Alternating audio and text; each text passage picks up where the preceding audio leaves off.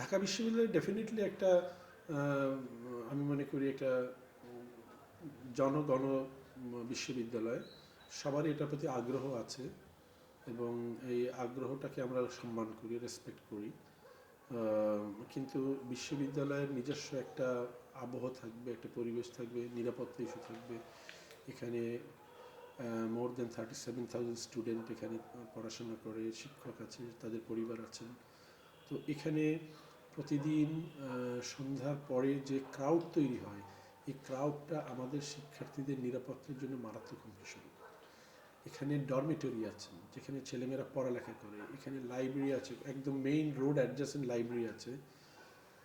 তো এগুলোতে পড়াশোনা করতে অসুবিধা হয়। তো সব কিছু বিবেচনা করে আমরা এবং শিক্ষার্থীরা তীব্রভাবে দাবি করেছে এটা, কারণ এখনকার শিক্ষার্থীরা আমাদের সময়কের চেয়ে অনেক প্র্যাকটিক্যাল।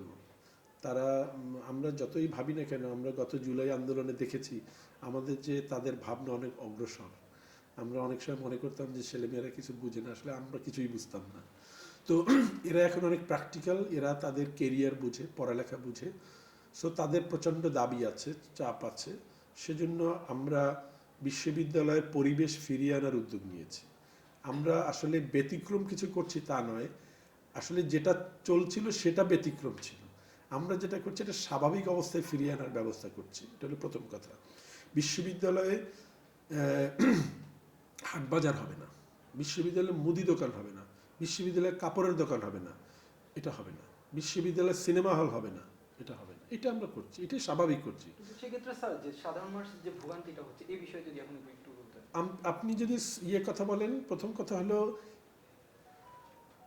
এই রেস্ট্রিকশনের আগে কি এখানে জ্যাম ছিল না?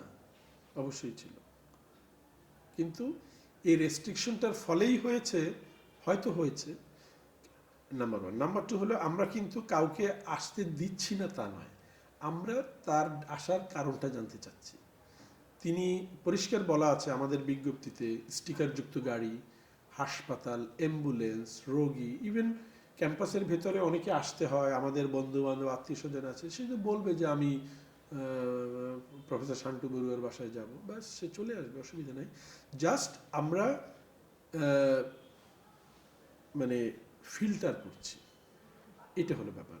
কারণ এখানে ক্যাম্পাসে টিএসসি এবং এই মেট্রো রেল হওয়ার ফলে এখানে যে ক্রাউড হয় এটা কোনো স্বাভাবিক পরিবেশ না, পুরোপুরি আমাদের শিক্ষার্থীদের জন্য নিরাপত্তাহীন একটা জায়গা।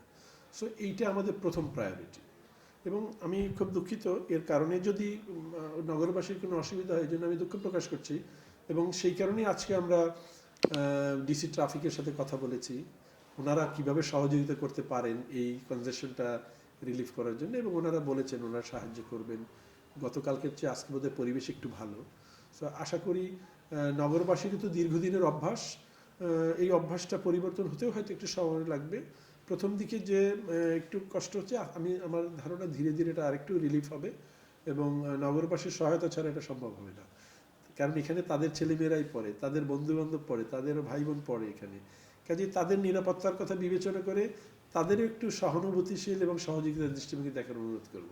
তাহলে আমি এখানে বিশ্ববিদ্যালয় কর্তৃপক্ষ হিসেবে আমার প্রথম প্রায়োরিটি হলো আমার শিক্ষার্থীদের নিরাপত্তা। ঠিক আছে, থ্যাংক ইউ স্যার। তবে স্যার আসল বিষয় হচ্ছে জ্যাম কিন্তু শুরু হবে কাল থেকে।